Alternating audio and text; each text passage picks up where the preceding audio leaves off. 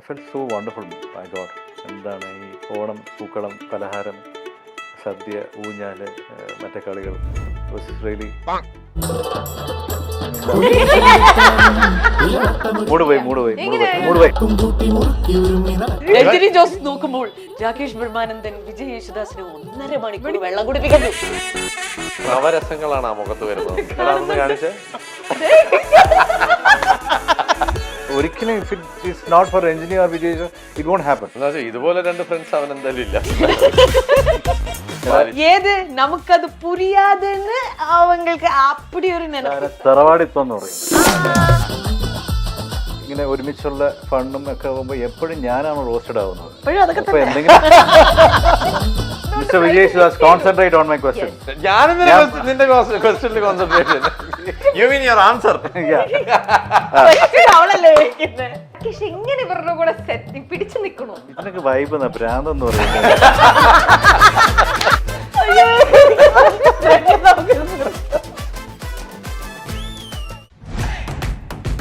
Introducing Dazzler Eterna Blackfinity Kajal and Dazzler Eterna Kohl Definer.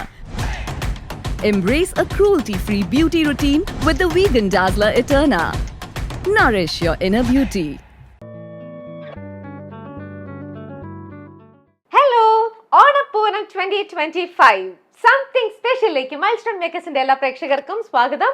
അങ്ങനെ നമ്മൾ ഓരോരോ ദിവസങ്ങളായിട്ട് ഓണം സ്പെഷ്യൽ ഓരോ പാട്ടുകളും ഓണക്കളികളും ഓണ പ്രോഗ്രാംസ് ഒക്കെ പോയിക്കൊണ്ടിരിക്കുമ്പോൾ ഇപ്പൊ ലേറ്റസ്റ്റ് ആയിട്ട് നമ്മൾ റിലീസ് ചെയ്ത് നമുക്കൊക്കെ ഒരുപാട് ഇഷ്ടമുള്ള നമ്മുടെ ഈ 3 പേരുടെ പുതിയ ഓണപ്പാട്ട്. Yes, hello. എനർജിയിലേക്ക് നമുക്ക് വരാൻ കുറച്ച് സമയം എടുക്കും. ഹലോ, എന്താണ് താൻ എന്ത് കുടിച്ചിട്ടാ വന്നത്? ഡിജുവിന്റെ കൂടെ കൂടിയ പിന്നെ എനിക്ക് അതാണ് വെള്ളം കുടിച്ചിട്ട് കേൾക്കാനേ ബാക്കിയുണ്ടായിരുന്നു. എനർജി ലെവലിൽ കുറവുള്ള ആൾക്കാരാണോ? യെസ്. രാകേഷ്, എങ്ങനെയാണ് ഇങ്ങനത്തെ ഒരു മിനിറ്റ് കാലിങ്ങനെ കാല് നോക്കിയപ്പോഴത്തേക്ക് മറ്റേ ബണ്ണി റാബിറ്റ് ഷൂസ്.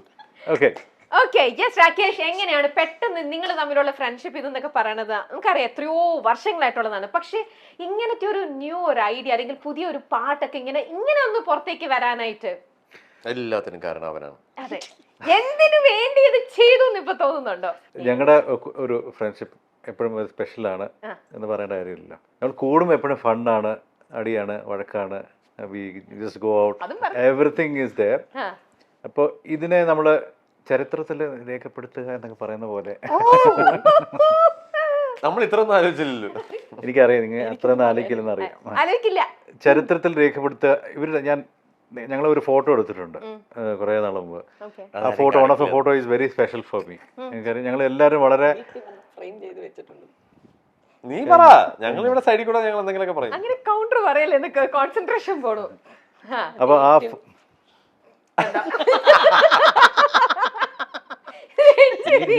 നീ തുടങ്ങി, ഞാൻ പാട്ടും പാടി ഇരിക്കാം അവിടെ.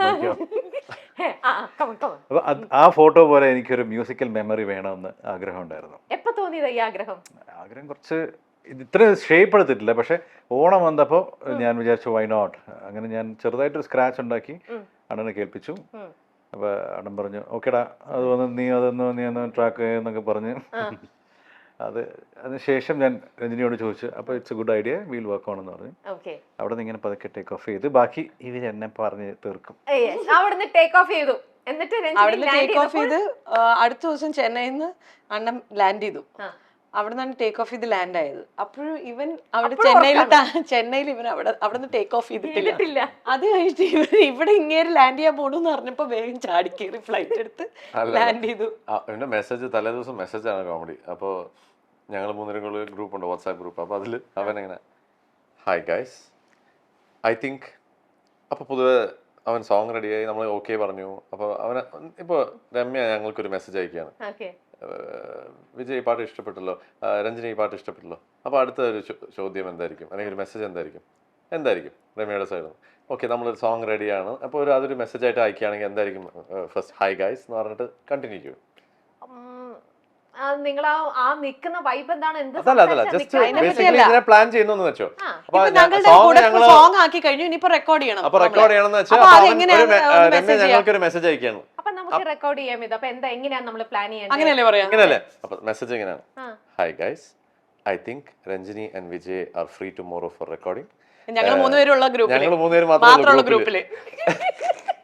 അവന്റെ അപ്പൊ തന്നെ അവന്റെ കട്ടായി കിടക്കാണ്. എന്നാ വെച്ചാൽ ഈ പാട്ട് ചെയ്തു കഴിഞ്ഞു, നമ്മൾ എഗ്രിയും ചെയ്തു. ഇനിയിപ്പോ അവന്റെ ടെൻഷൻ എന്താ, ഈ പാട്ട് റെക്കോർഡ് ചെയ്യണം. അപ്പൊ ഉടനെ എന്താണ്, അപ്പൊ അവൻ I think Ranjini and Vijay are ready for recording tomorrow. I am starting from 4 p.m. train today. Please be there tomorrow at Charles Studio. ചാൾസിന് പോലും അറിഞ്ഞൂടാ സ്റ്റുഡിയോ അവിടെ നാളെ റെക്കോർഡിംഗ് വേണമെന്ന്. നമുക്കേ അറിയില്ല. അതെ, ഞങ്ങൾ തന്നെ അറിഞ്ഞൂടാ. അപ്പൊ ഞാൻ ഇവളെ വിളിച്ചിട്ട്, അല്ല ഇവൻ ആർക്കെയും മെസ്സേജ് അയക്കുന്നത്, ഇനി സ്റ്റുഡിയോ ആൾക്കാർക്കാണോ അല്ലെങ്കിൽ വേറെ ആർക്കെങ്കിലും ആണോ? ഈ ഇന്റർവ്യൂ കഴിയുമ്പോൾ ഏകദേശം മനസ്സിലായി എന്തുകൊണ്ട് ഞാൻ അങ്ങനെ മെസ്സേജ് ഇട്ടെന്നുള്ളത്. എന്നാലും എന്തിന് ഇങ്ങനെ ഒരു ഫോമൽ മെസ്സേജ് പോണു ഇങ്ങനെ? അതാണ് അവൻ. അതാണ് രാകേഷ്. ഈ ഫ്രണ്ട്ഷിപ്പ് എന്നൊക്കെ ഞങ്ങളുടെ സൈഡിൽ നിന്ന് ഇങ്ങനെയൊക്കെ, പക്ഷെ അവൻ ഇങ്ങനെ. പ്രിയ പ്രേക്ഷകരെ ഒരു സെക്കൻഡ് ഒന്ന് സൂം ഇൻ ചെയ്യൂ. അതായത് ഇവര് രണ്ടുപേരെ ഇങ്ങനെ മേയ്ക്കുന്ന കാര്യം വലിയ പാടാണ്. അതുകൊണ്ടാണ് ഞാൻ ഇത്ര ഫോമൽ ആവുന്നത്. ദയവ് ഇത് മനസ്സിലാക്കും. അയ്യോ, മേയ്ക്കാൻ ഫോമൽ അല്ല വേണ്ടേ, ശുണ്ടി എടുക്കുക വേണ്ടേ, അല്ല അത് പേടിക്കണ്ട. ആ ശുണ്ടി എടുക്കുന്നത് രാത്രി 10 മണിയാവുമ്പോ തന്നെ വന്നോളൂ. ഒന്നുമില്ല, എന്താ പറയുന്നത്, ഇവൻ വീട്ടിൽ ഇവന് എല്ലാം കഴിഞ്ഞ എല്ലാം ഹാപ്പി ആയിട്ട് ഇവൻ എന്തോ വർക്ക് ചെയ്ത് രാവിലെ ബാംഗ്ലൂർക്ക് പോയി, ദിവ്യം പോയി. ആളിവിടെ ഇരുന്നിട്ട് ഇനി എന്ത് ചെയ്യാം, ഒന്നും ചെയ്യാനില്ല, അന്ന് ടെൻഷൻ അടിക്കാം. അങ്ങനെയാണ് പുള്ളി. അല്ല അപ്പൊ അങ്ങനെ ഇവൻ ഓൾറെഡി ട്രെയിൻ ബുക്ക് ചെയ്ത് ഇവൻ പുറപ്പെട്ടു. എന്നിട്ട് അപ്പോഴാണല്ലോ മെസ്സേജ് കാണുന്നത്. അപ്പൊ അതാണ് ഈ ഉദ്ദേശിച്ചത്. അത് കഴിഞ്ഞിട്ടാണ് ഞാൻ ഫ്ലൈറ്റ് കയറിയെന്ന് വെച്ചാൽ ടിക്കറ്റ് നോക്കി ബുക്ക് ചെയ്യണ്ട, ഇവന് ഓൾറെഡി പോയി. എന്നിട്ട് മെസ്സേജ്, ഞാൻ ഒരു ജോലി എടുത്തു കഴിഞ്ഞാൽ വളരെ ഫോക്കസ്ഡ് ആയിട്ട് അത് ചെയ്തു തീർക്കുക എന്നുള്ളത്. അവിടുന്ന് വണ്ടി കയറി, പക്ഷെ ഇവിടെ ലാൻഡ് ചെയ്തപ്പോഴത്തേക്ക് ഇവരിവിടെ ഇല്ലായിരുന്നെങ്കിൽ എന്ത് ചെയ്താൽ? Thank you for the question. ഈ ചോദ്യം ചോദിക്കാൻ ആരെങ്കിലും ഇറങ്ങുമെന്ന് ഞങ്ങൾ കാത്തിരിക്കുകയായിരുന്നു. എന്റെ അച്ഛനമ്മയെ പോലെ രണ്ടുപേരുണ്ട്. അല്ല എന്റെ അച്ഛനമ്മയും എനിക്ക് അവിടെ സന്തോഷമായിട്ട് പോയി 4 നേരം വെട്ടി കഴുകി കിടന്ന് ഉറങ്ങാനുള്ള സ്ഥലം. ശരിട്ടോ, നേരെ എന്റെ വീട്ടിലോട്ടാ വന്നേ. അത് കഴിഞ്ഞിപ്പോ വേറൊരു സ്ഥലം കൂടെ കിട്ടി. അല്ല, അവിടുന്ന് ഇവളുടെ അമ്മാവ വന്നപ്പോ എന്നെ അടിച്ച് പുറത്താക്കി. അവളാക്കിയില്ല, നീയായിട്ട് തന്നെ സ്വയം അടിച്ചു. പക്ഷെ രമ്യ ഒരു കാര്യം വെക്കണേ, ഞാൻ ഗേറ്റിന് പുറത്ത് പോയപ്പോൾ അവിടെ ഒരു വണ്ടി വന്ന് നിന്ന്. ആര്? നമ്മുടെ വിജയണ്ണന്റെ വണ്ടി. ഹലോ, ഇതില് ഞാനാണ് വില്ലൻ. നിങ്ങൾ തന്നെത്താനെ വണ്ടി കുടുക്കായിട്ട് ഇറങ്ങി പോകുന്ന മമ്മി എടുത്ത് പറയാ. അവൻ അര ദിവസമായിട്ട് എന്റെ അടുത്താണ് ഈ ഇങ്ങനെ അങ്ങനെ പറയാൻ പറ്റുമെന്ന് പറഞ്ഞത്. പക്ഷെ അതായത് അവിടെ അമ്മാവൻ വരുന്ന അവിടെ എനിക്കൊരു ഓഡ് ഫീലിംഗ്. ഞാൻ പറഞ്ഞു അവളൊന്നും പറഞ്ഞിട്ടില്ല, പുറത്തു പോകാൻ പറഞ്ഞു. ഇല്ല എന്നാലും അപ്പൊ എനിക്കിത് മനസ്സിലായി. അപ്പൊ ഓക്കെ, അമ്മാവനെങ്കിലും അമ്മാവൻ എന്ന് പറയുന്ന പോലെ ഞാൻ പറഞ്ഞു, ആ ശരി, എന്തായാലും ഇവിടെ എന്താണ്, ഇവിടെ നമുക്ക് ചില്ല് ചെയ്യാം, എങ്ങനെയെങ്കിലും അഡ്ജസ്റ്റ് ചെയ്യാം. പുള്ളിക്ക് അതായിരുന്നു കയ്യിൽ വേണ്ടിയിരുന്നത്. അതിന് വേണ്ടിയിട്ട്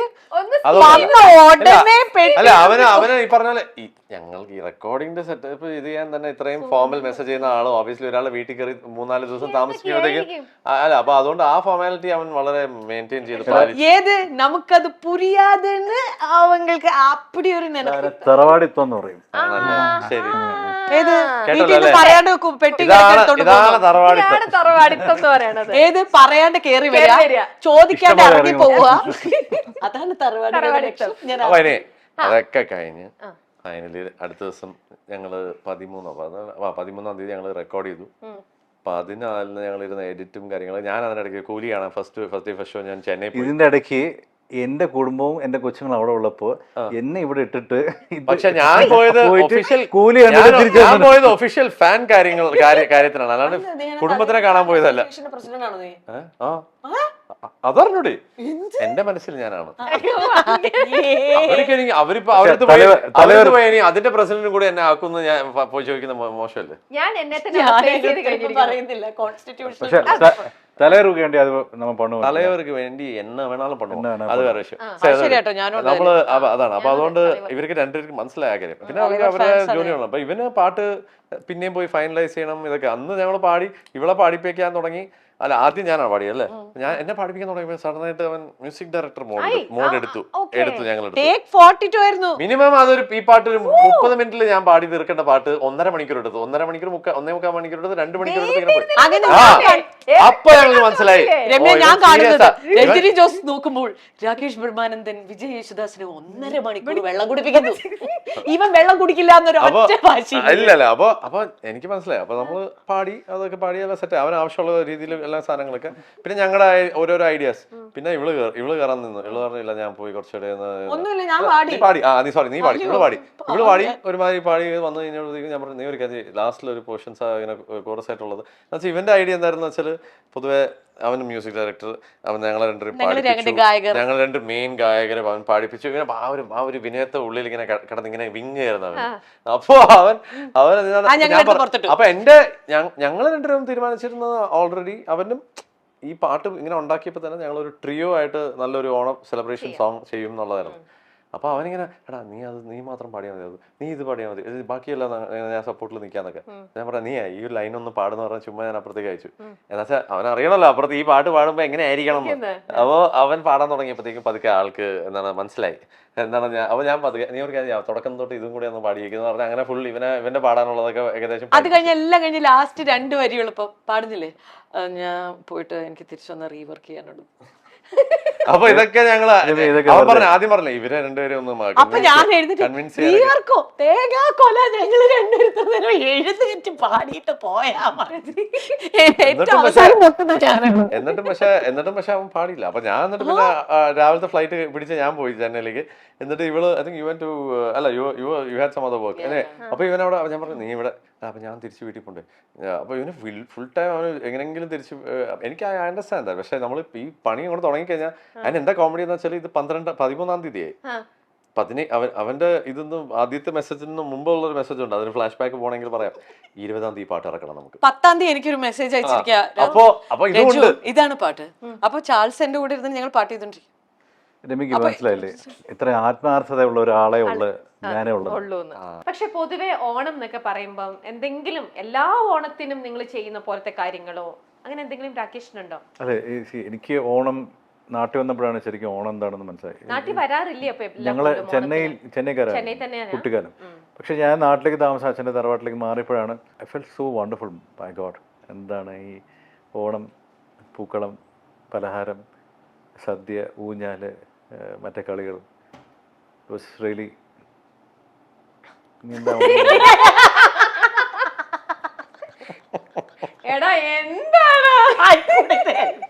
നീ വ്യക്തമാക്കണം, നീ എന്തിനാണ് അവനെ നോക്കി ചിരിച്ചത്? എനിക്ക് വിജയനെ നോക്കാനായിട്ട് എന്തെങ്കിലും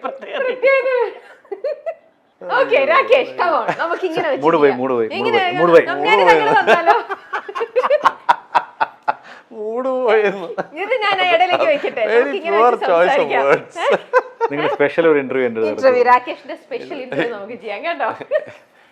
ഓണക്കളിയുടെ ഒരു ഇന്റർവ്യൂ ഇവരെ ഒന്ന് പുറത്താക്കൂ. എനിക്ക് ഒന്നും സംസാരിക്കാൻ പറ്റുന്നില്ല. അല്ല ഭയങ്കര ഫീലോടെ പറയായിരുന്നു.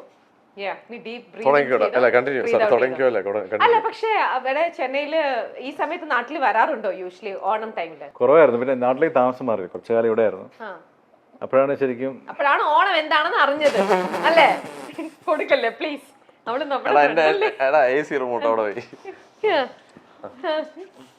ഓക്കെ, എന്നാ ഞാൻ ഓവർ ടു യു. നീ എവിടെയായിരിക്കും ഓണത്തിന്?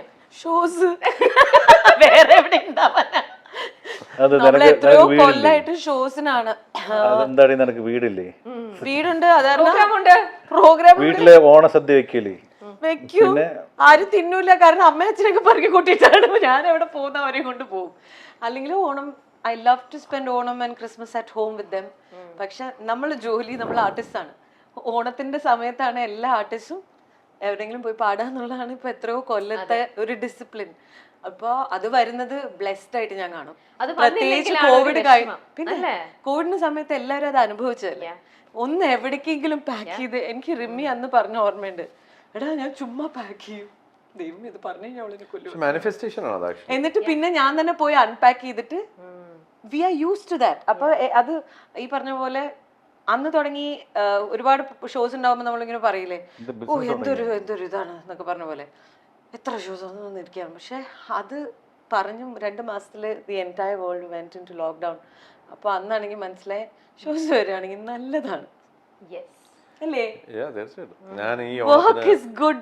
കുറെ കഴിഞ്ഞ 5 വർഷമായിട്ട് ലൈക്ക് ഈ ലോക്ക്ഡൌൺ ഇതൊക്കെ കഴിഞ്ഞ് നമ്മൾ ഒരു പിക്കപ്പായി വന്നത് ഒരു മേ ബി ഒരു last 2 years. But I think നമുക്കൊക്കെ it becomes entertainment is not considered an emergency requirement അല്ലേ. പക്ഷെ ഞങ്ങളുടെ ജീവിതമാണ്. അപ്പോൾ അങ്ങനെ നോക്കുമ്പോഴത്തേക്ക് ഇറ്റ് എഫക്റ്റഡ്. പ്രളയം കഴിഞ്ഞ് മേ ബി ഒരു മാസം 3-4 പ്രോഗ്രാം എല്ലാ വീക്കിൻ്റെ ഒരു മിനിമം ഒരു ഷോ മിക്കവാറും എല്ലാ ആർട്ടിസ്റ്റും ഉണ്ടാവും. അമ്പല പരിപാടിയോ അല്ലെങ്കിൽ പള്ളി പരിപാടിയോ അല്ലെങ്കിൽ സം കോർപ്പറേറ്റോ something on an average that was enough for everybody actually. അങ്ങനെയും പറയാം ലൈക്ക്. ബട്ട് ഈ പ്രളയം കഴിഞ്ഞ് ഇൻസ്റ്റന്റ്ലി ഇറ്റ് വാസ് ലൈക്ക് ഒരു മാസത്തിൽ ഒരു ഷോ കിട്ടുന്നതിന് ഭയങ്കര ഒരു സംഭവമായി മാറി four lot of people. Different layers it will be like different. ഇപ്പൊ ഒരു ബില്യനയറിന്റെ കഷ്ടപ്പാട് ബില്യനയറിനാണ്. ഒരു ലക്ഷാപതി ലൈക്ക് ഒരു ലക്ഷം ഏൺ ചെയ്യുന്ന ആളിന് അയാളുടെ കഷ്ടപ്പാട് അയാൾക്ക് എന്ന് പറയുന്ന പോലെ. ബട്ട് ദെൻ ലോക്ക്ഡൌൺ കൂടെ വന്നപ്പോഴത്തേക്കും ലോട്ട് ഓഫ് പീപ്പിൾ റിയലി വീട്ടിലിരുന്നുകൊണ്ട് പിന്നെ ഈ ഓൺലൈൻ പെർഫോമൻസും അങ്ങനത്തെ വെച്ചാൽ തട്ടിക്കുട്ടി എങ്ങനെയൊക്കെ കുറച്ച് പേര് we all manage like that I guess. But after that to come back to this, it's always നമ്മൾ അതിലാണ് നമ്മൾ bread and you know blood like we have to reinvent ourselves. അതുവരെ നമ്മൾ ഉണ്ടാക്കിയ ഒരു സ്പേസ് എനിക്ക് എൻ്റെ കാര്യം പറയാം. I feel like lockdown വന്ന് പോയപ്പോഴത്തേക്ക് എനിക്ക് സഡനായിട്ട് ഞാനെന്തോ സഡനായിട്ട് ഒരു വേറെ വെറ്ററൻ കാറ്റഗറിയിൽ ആർക്കും ഓർമ്മയില്ല ഞാനൊരു ഒരു പെർഫോമർ ആണ് ഇങ്ങനെയൊക്കെ ഒരു സംഭവം. അപ്പൊ ഇനിയിപ്പോ ഇതിനു വേണ്ടി നമ്മൾ എന്താ ചെയ്യേണ്ടത് ഇപ്പോ കഴിഞ്ഞു. But it's okay. That's something you learn. I think നമ്മുടെ ജനറേഷനിൽ എല്ലാവർക്കും ഈ ഒരു സമയത്ത് വന്ന എല്ലാവർക്കും കിട്ടിയ ഒരു സംഭവം ഇത് കഴിഞ്ഞപ്പോഴത്തേക്കും things took a very swift turn online and you know technically and technologically also. അപ്പൊ എന്താന്ന് വെച്ച് കഴിഞ്ഞാൽ അതിലൂടെ ആക്സസ് കൂടുതൽ പറ്റുന്ന ആൾക്കാർ മാത്രം അതിൽ ഫ്ലെയർ ചെയ്തു. ബാക്കിയുള്ളവരൊന്നും നമ്മളെ ചെയ്യാത്തതുകൊണ്ട് എല്ലാവർക്കും ചെയ്യാൻ പറ്റില്ല. ഒരുപാട് ഈ മ്യൂസിഷ്യൻസിന് ആക്ച്വലി ചെയ്യാൻ പറ്റില്ല. ഇൻഫ്ലുവൻസേഴ്സ് ചെയ്യുന്ന പോലെയോ വേറൊരു വ്ളോഗർ ചെയ്യണ പോലെയോ ഒന്നും മ്യൂസിഷ്യൻസിന് പറ്റില്ല. കാരണം അവരുടെ ആർട്ടിസ്റ്റ് ഇൻ സംതിങ് എൽസ്. അപ്പൊ നമ്മളിത് ഒരാളെ വെച്ച് ചെയ്യാന്ന് പഠിച്ചൊന്ന് ഈ സ്വരം തന്നെ എന്താണ് മെയിൻറ്റെയിൻ ചെയ്ത് ഒന്ന് ഇതൊക്കെ ചെയ്ത് പോകുന്ന തന്നെ എത്ര ചെയ്യാൻ പറ്റില്ല. ഒരു ഗായകന്റെ ഒരു ഭാര്യ ആയതുകൊണ്ട് ചില ആൾക്കാർക്ക് മനസ്സിലാവും ഇതൊക്കെ. പക്ഷേ അതേ നേരത്ത് ഇപ്പൊ മ്യൂസിഷ്യൻസ് ആ ചെയ്യുന്നവരുണ്ട്. No, you have to learn and a lot of people have learned. Now in the last 5 years they had to learn and a lot of people have learned. ചിലവര് അതിൽ തന്നെ like വളർന്നു വന്നോണ്ട് it was easier for them maybe. But we all have to learn. I mean so it's a beauty in it in the whole thing. No അല്ലെങ്കിൽ അത് ചെയ്യാൻ പറ്റാത്തവരാണെങ്കിൽ എന്താ outsource ചെയ്യും. ഔട്ട്സോഴ്സ് ചെയ്തിട്ട് you think it's economical. It's extremely expensive. So it's not ഒരു ബിസിനസ്സോ ഒരു be it a clothing store or be it another brand. അവരുടെ turn over ഇത്രയാണ്, അതിനനുസരിച്ച് നമ്മൾ ഒരു റീറ്റെയിനർ ഇത്ര വെക്കുന്നു എന്ന് പറയുന്ന പോലെയല്ല. ഒരു പാട്ടുകാരൻ ചിലപ്പോൾ ഒരു മാസത്തിൽ ഒരു ഷോ ഉണ്ടാവും, അതേ നേരത്തെ ഒരു മാസം 4 ഷോ ഉണ്ടാവും, 5 ഷോ ഉണ്ടാവും. അപ്പോഴും റീറ്റെയിനർ നമ്മൾ കൊടുത്തോണ്ടിരിക്കണം. It's stuff like that. You know, we are self-employed people. Self-employed on a very erratic basis. When everyone's taking a break or weekend, that is when nangal working there. So it's different. And it's beautiful. Like I never thought, like you asked, the regret of thing. The same way goes when you don't have something that you want to really do and finish and release for the longest time. ഒരു സൈഡിൽ എനിക്ക് അങ്ങനത്തെ ഒരു സാധനമുണ്ട് which has been waiting for like 5 years for me to finally get to shooting it and finishing it off എന്നുള്ളത്. ഇപ്പോൾ pre production സ്റ്റേജിൽ ഇരിക്കുകയാണ്. അതിൻ്റെ ഇടയ്ക്കാണ് ഞാനിപ്പോൾ ഇങ്ങനത്തെ ഒരു സാധനം വന്നപ്പോഴത്തേക്കും ഞാൻ ഇമീഡിയറ്റ്ലി ലൈക്ക് അതിനുവേണ്ടിയാണ് ഈ താടി ഇതൊക്കെ. So I am just why am I saying because I have kind of seen both and as ഇതിൽ ഇപ്പോൾ കൈൻഡ് ഓഫ് ഒരു പ്രൊഡ്യൂസർ എന്ന് വേണമെങ്കിൽ പറയാം. പക്ഷേ more so like because it's our project. So I wanted to make sure that his one like a nice song like this should come out in the best way possible. Because നമുക്ക് വേണമെങ്കിൽ വേറൊരു ലേബിളിന് വേണമെങ്കിൽ കൊടുക്കാം, അങ്ങനെ ചെയ്യാം. പക്ഷെ why when we can make the call and when so I started understanding about all these actors who are starting to produce their own films and all that. I started understanding that also, like not everybody എല്ലാവർക്കും spoon fed ആയിട്ട് silver സ്പൂണിൽ വന്നു എന്ന് വിചാരിച്ചാൽ അല്ലെങ്കിൽ പേരുണ്ടെന്ന് വിചാരിച്ചാൽ ഇവരെല്ലാവരും സ്വന്തം പ്രൊഡക്ഷൻസ് തുടങ്ങിയത് because ഒരു പരിധി കഴിയുമ്പോഴത്തേക്കും നമ്മുടെ കൺട്രോളിൽ നിൽക്കില്ല ചില കാര്യങ്ങൾ, നമുക്ക് പറയാൻ പറ്റില്ല.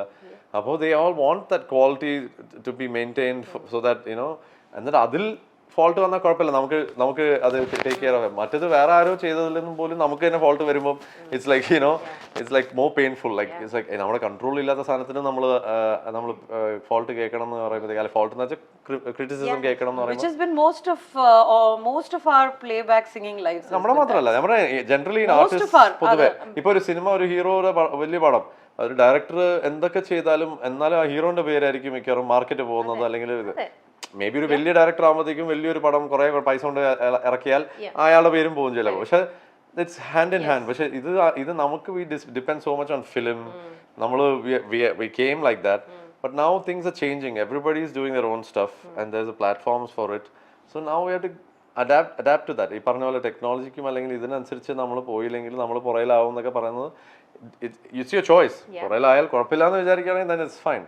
And that's the thing I think about it, like സഡനായിട്ട് വന്നു, it's all worked out.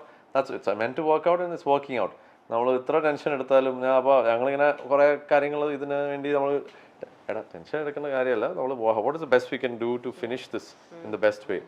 And then so we made sure. And I didn't want, and correctly ഞാൻ പറഞ്ഞത് why I thank Vijay Mullan is not like some paid sponsorship in the vendi thank you ennalla. Genuinely he came in at the right time. It helped in me finishing this or us finishing this the way we wanted it once we started it.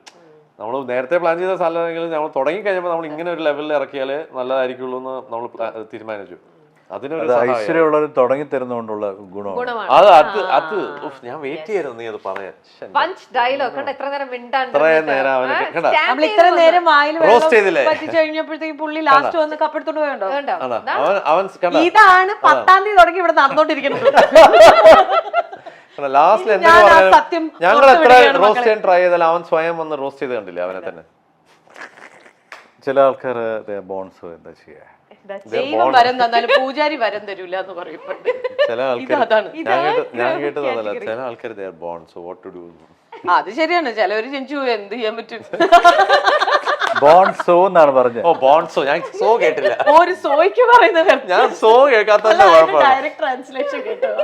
ചിലര് ജനിച്ചു അതാ ഞാൻ പറഞ്ഞത്, ഞാൻ ആ so കേട്ടില്ല, അതാണ് ഞാൻ കേട്ടത് ഇവിടെ. പ്രേക്ഷകരെ നിങ്ങൾ കാണുന്നില്ല ഇതൊക്കെ.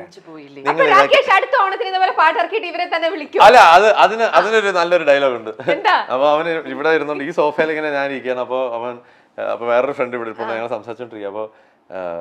അപ്പോ ഈ ഒരു എന്താ പറഞ്ഞു, അപ്പൊ ഞാൻ പറഞ്ഞു അത് അടുത്ത വർഷം വോളിയം 2 എന്താണ് ഓണം ക്ലബിന്റെ വോളിയം 2, പണ്ടൊക്കെ വസന്തഗീതങ്ങൾ വോളിയം 1 വോളിയം 2 എന്നൊക്കെ പറഞ്ഞു. അപ്പൊ ഇത് പക്ഷെ കുറച്ചൊരു ട്രെൻഡി ആയിട്ട് നമ്മൾ അടുത്ത വോളിയം 2. അപ്പൊ ഇവനിങ്ങനെ ബാക്കിൽ നിന്നുണ്ട്. അതില് ചിലപ്പോ 2 പേര്, ഐ മീൻ ഒരാൾ എന്താണ് 2 പേര് ഒരാള് കാണും, ബാക്കി 2 പേര് കാണില്ല. അല്ലല്ല, അപ്പൊ അങ്ങനല്ല. ഇവൻ പറഞ്ഞു ഒരാൾ മാത്രം മാറുമായിരിക്കും അല്ലേ, അവൻ സ്വയം അവനെ എന്നാ താത്തി. അവൻ പറഞ്ഞു ഇല്ല 2 പേര് മാറും, ഒരാൾ മാത്രം കോൺസ്റ്റന്റ്. അപ്പൊ ഞാനത് പറഞ്ഞിട്ട് ഞാൻ ഇവിടെ സംസാരിച്ചോണ്ടിരിക്കുക. അവൻ ബാഗിലേക്ക് ഇവൾക്ക് പിന്നെ അതൊരു പ്രശ്നമല്ല, പക്ഷെ ഇവനത് കൊള്ളുമെന്ന് എനിക്കറിയാം. അപ്പൊ അവനവിടെ മറ്റേ സാധനം എന്താണ് അവന്റെ ഒരു എക്സ്പ്രഷൻ കാണാൻ വീഡിയോയില് നിങ്ങൾക്ക് അതേ എക്സ്പ്രഷൻ ഇദ്ദേഹത്തിന്റെ സ്വഭാവത്തിനോടൊരു, അതായത് ആള് ബൈക്കിൽ വരുമ്പോ ആള് വെയിറ്റ് ചെയ്യാണല്ലോ കുറെ നേരം. അപ്പൊ വന്ന് ഒരു നിത്യപുച്ഛം ഉണ്ടല്ലോ, ഇതിങ്ങനെ ആവണോ. അന്നത്തെ ഷൂട്ടിനെ കൊണ്ടുപോകാൻ ഇതേപോലെ തന്നെ ഉറക്കത്തിൽ നിന്നാണ് ബിജുവിനെ എടുത്തോണ്ട് പോയത്. അല്ല സ്വന്തം പ്രൊഡക്ഷൻ അല്ലേ, അപ്പൊ കറക്റ്റ് സ്വന്തം പ്രൊഡക്ഷൻ അല്ല. അങ്ങനെയല്ല, രാവിലെ 5 മണിക്ക് ഇവിടെ എത്താൻ പറഞ്ഞു, ഞാൻ 4:30 എഴുന്നേറ്റ് റെഡിയായി.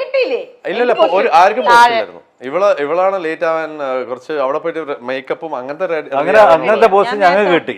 അങ്ങനെയുള്ളൂ. ഇല്ലല്ല, അങ്ങനെയൊന്നും കിട്ടിയിട്ടില്ല ആർക്കും. അന്നത്തെ ദിവസം എല്ലാം ഞാൻ പറഞ്ഞല്ലേ, നടക്കേണ്ട സംഭവം നടക്കേണ്ട സമയത്ത് നടക്കും. എന്തായാലും ഇപ്പൊ തന്നെ ഈ ഇന്റർവ്യൂ കണ്ട, ഇന്നലെ ഓഡിയോ ലോഞ്ച് ഫംഗ്ഷന് എന്റെ ഒരു സുഹൃത്തിനെ ഞാൻ വിളിച്ചു. പാവ അവൻ പകുതി വഴി വന്ന ട്രാഫിക് കാരണം തിരിച്ചു പോണ്ടി വന്നു. പക്ഷെ ഇന്ന് ഇന്റർവ്യൂ ചെയ്യാൻ നീ ഇവിടെ എത്തി, അതാണ് ഞാൻ വന്നു. അതല്ല, എത്ര നാളായിട്ട് വരാൻ കാത്തിരുന്ന ഡോറാണിത്. ഫൈനലി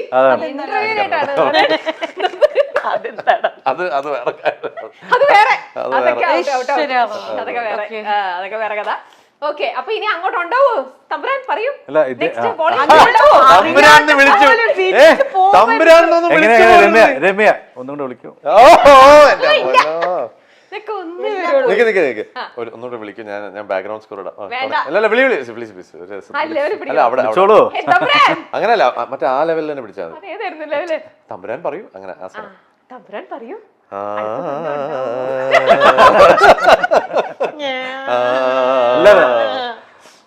കൂടും കൂട്ടുമില്ലാത്ത. ഓക്കെ, അതുപോലെ അടുത്ത വർഷം ഇദ്ദേഹം അതേപോലെ പറയൂ. Come on, Rakesh. അല്ലല്ല, അടുത്ത വർഷം അറിയില്ല, അത് അറിയാതിരിക്കുന്നത് നല്ലത്. നടക്കുന്ന പോലെ നടക്കട്ടെ. ചീറ്റിച്ച്. എന്താണ് എന്തോ പറയാൻ ആ വന്നത്? ഡയലോഗ് പറ. ആ ഡയലോഗ് പറ. ഞാൻ ബാക്ക്ഗ്രൗണ്ട് സ്കോർ തരാം. നീ അപ്രീഷിയേറ്റ് ഇത് ചെയ്യണം. നിങ്ങൾ പറഞ്ഞില്ലേ ഇപ്പൊ പാട്ട് പാട്ട് കേട്ട് ഞാനിവിടെ ഉറങ്ങും. ഈ പാട്ട് കേട്ട് എന്തൊക്കെ നിങ്ങൾക്ക് ഉറക്കം പറഞ്ഞാലും പരിപാടി. വിജയ് യേശുദാസാണ്. ഞാൻ പാടി അവളെ ഉറക്കി. പാട് ബേസിക്കലി ഞാൻ ഇവരെ രണ്ടുപേരുടെ ഫാനാണ്. ബേസിക്കലി ഫ്രണ്ട്ഷിപ്പ് ഒക്കെ വേറെ.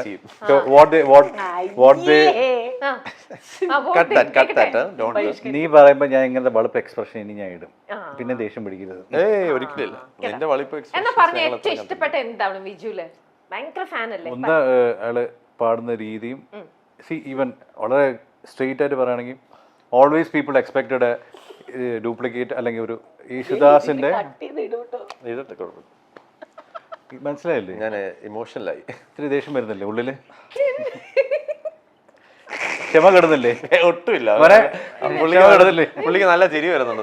നീ സംസാരിക്കും. ഇത് കഴിഞ്ഞ 14 ദിവസമായിട്ട് ഞാൻ സഹിക്കുന്നുണ്ട്. അതാണ് അവൻ കണ്ടോണ്ടിരിക്കുന്നത്. എനിക്കറിയാം. അകത്തൊരു ചെറിയ കിറില്ലേ? ഇവനെന്തിനാ മറ്റേ ഇൻസ്റ്റിഗേറ്റ് ചെയ്യുന്ന ഇമോഷനൊക്കെ? അല്ല, എന്താ പറയാ, ഇപ്പൊ ഞാൻ മനസ്സിലാക്കിയത് ഡെഫിനറ്റ്ലി ദാസാറിന്റെ മകൻ എന്ന് പറയുമ്പോൾ people will expect exactly the same. പക്ഷെ വിജയിലുള്ള എനിക്കുള്ള റെസ്പെക്ട് എന്ന് വെച്ചാൽ he shaped his own kind of singing voice and his own market space fans. അതെനിക്ക് വലിയൊരു ഇൻസ്പിറേഷൻ ആണ്. കാര്യം how you can like level the balance എന്നുള്ളത്. ബാലൻസ് ദ ലെവലല്ലേ? Level the balance. ചുമ്മാ തമാശ. അതുകൊണ്ട് ആ കാര്യത്തിൽ I have a deep respect for him. പിന്നെ രണ്ട് things he manages from day to day. ഞാൻ ഇവൻ്റെ കൂടെ മിക്കവാറും യാത്ര ചെയ്യാറുണ്ട്, വീട്ടിൽ പോകാറുണ്ട്. അപ്പോൾ അവിടെ മോനെ അഭയാനെയും മോളെ അമ്മയെയും ഈവൻ ബാക്കി കാര്യങ്ങളും ഇതിൻ്റെ ഇടയിൽ ഷോസ് പ്ലാൻ ചെയ്യുന്നു, അതിന് മറുപടി അയക്കുന്നു, എല്ലാം മാനേജ് ചെയ്യുന്നത്. മേ ബി എനിക്കറിയില്ല വേറെ ആരെങ്കിലും ഞാൻ ഇങ്ങനെ അറിയാവുന്നവർ ഇങ്ങനെ മാനേജ് ചെയ്യുന്നു എനിക്കറിയില്ല. ഇതിന്റെയൊക്കെ ഹൈലൈറ്റ് എന്ന് പറയുമ്പോൾ equally he takes care of every friends. അവരെയും കൂടെ എനിക്ക് തിരക്കാണ് പറ്റൂല, അങ്ങനെ ഒന്നുമില്ല. ഇതാണ് ഞാൻ ലേറ്റ് ആവാൻ കാരണം. ഇപ്പൊ മനസ്സിലായോ? അല്ല, എക്സാക്ട്ലി. അതുകൊണ്ട് തന്നെ ചിലപ്പോൾ ഇയാൾക്ക് ഫ്ലൈറ്റ് മിസ്സാവും. നമ്മളതേ അതൊക്കെ ഇവിടെ ആരും ചോദിച്ചില്ലല്ലോ. അതല്ല പറയാൻ വന്നത്. എന്റെ സ്വത്തിന്റെ ഒരു പകുതി ഞാൻ ഒരു എയർലൈൻ എഴുതി വെച്ചിരിക്കുകയാണെന്നൊക്കെ. രമ്യ, അതുകൊണ്ട് തന്നെ നമ്മൾ ആ പണി ചെയ്യുമ്പോൾ നമുക്കറിയാം നമുക്ക് ഫ്ലൈറ്റ് പോയിട്ട് ട്രെയിൻ അല്ലെ ബസ് പോലും കിട്ടൂല. അത് എനിക്ക് വളരെ വളരെ നല്ലൊരു കോൺടാക്ട്. ഒരു ഫ്രണ്ടിനെ കുറിച്ച് ഇഷ്ടപ്പെട്ടത് അവൻ ഫ്ലൈറ്റ് മിസ് അല്ല, ആ ഫ്ലൈറ്റ് എന്തുകൊണ്ട് mister Vijay Suhas concentrate on my question. ഞാനെന്തിനാ നിന്റെ ക്വസ്റ്റ്യനിൽ concentrate you mean your answer? അല്ല, ആ അഗ്രഷനിൽ അങ്ങോട്ട് പറഞ്ഞു ഇതൊക്കെ അവരത് കട്ട് ചെയ്തിട്ടുള്ളൂ. നല്ലൊരു ഓണം വിഷ് പറയൂ. നമ്മുടെ ഓണം വിഷ് അതായത് ഈ പാട്ടിലൂടെ തന്നെ എന്താണ് ഈ പാട്ട് പാടാം. പൂത്തുമ്പി പാടുന്നോരോണപ്പാട്ടേറാം, പൂമാനത്താലോലം പൊന്നു ഞാലാടാം, ഹേ ചെമ്പട കുത്തി കുമ്പിള് കുത്തി പൂമലയേറിടാം, പൊന്നണി മേഘ പന്തലിലായി താളം തുള്ളിടാം, തീരാത്തൊരാനന്ദമേകുന്നൊരാഘോഷ തീരത്തിൽ താളങ്ങളായി മാറിടാം, എല്ലാരും ചേരുന്നൊരുല്ലാസമീ നേരമെല്ലാം മറന്നങ്ങ് കൂത്താടിടാം, വർണ്ണങ്ങളോലുന്ന പൊന്നാവണിക്കാലം നല്ലോണം പൊന്നോണം ഒന്നായി ചേരണം. പുലിവേഷം കെട്ടാനും നിലവട്ടമൊരുക്കാനും കളിവാക്കും കൂട്ടി മുറുക്കി ഒരുങ്ങി നടക്കാം മച്ചാനെ. തിരുവാതിരയാടാനും കളവാണികളാടാനും കസവാടയുടുത്തൊരു മലയാളി കതിരാകു പെണ്ണാളെ. അത്തം പത്തോണം മൊഴിമുത്തു കിലുങ്ങേണം, നെയ് പച്ചടി കിച്ചടി ഓലൻ പാലട സദ്യ കഴിക്കണം. അത്തം പത്തോണം മൊഴിമുത്തു കിലുങ്ങേണം, നെയ് പച്ചടി കിച്ചടി ഓലൻ പാലട സദ്യ കഴിക്കണം. Happy Onam, happy Onam, happy Onam.